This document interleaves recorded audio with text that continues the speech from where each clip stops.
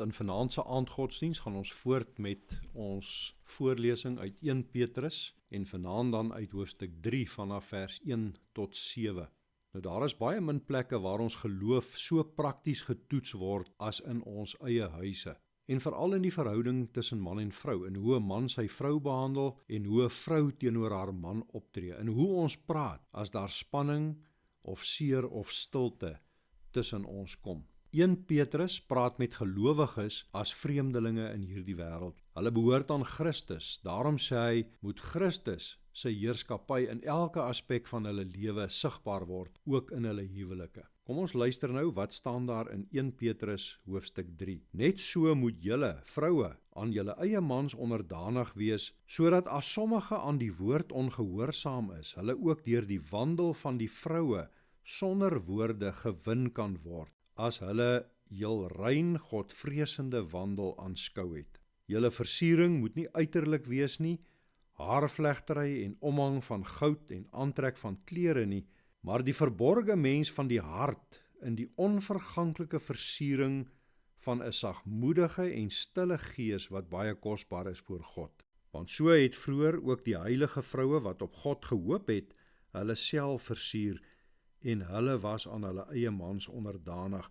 So Sara gehoorsaam was aan Abraham en hom haar Heer genoem het, wie se kinders julle geword het as julle goed doen en geen enkele verskrikking vrees nie. Net so moet julle, manne, verstandig met hulle saamlewe en aan die vroulike geslag as die swakkere eer bewys, omdat julle ook mede-erfgename van die genade van die lewe is, sodat julle gebede nie verhinder mag word nie. Ons lees net tot sover. Nou hierdie gedeelte se boodskap is baie eenvoudig.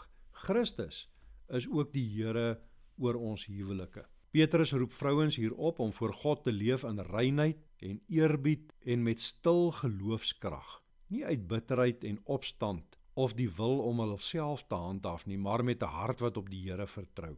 En dan roep hy mans op om met begrip saam met hulle vrouens te leef en aan hulle eer te bewys.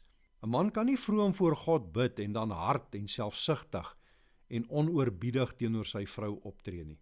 Hierdie teks gaan nie oor 'n magstryd nie. Dit gaan nie oor wie's baas of wie's die belangrikste in die huwelik nie.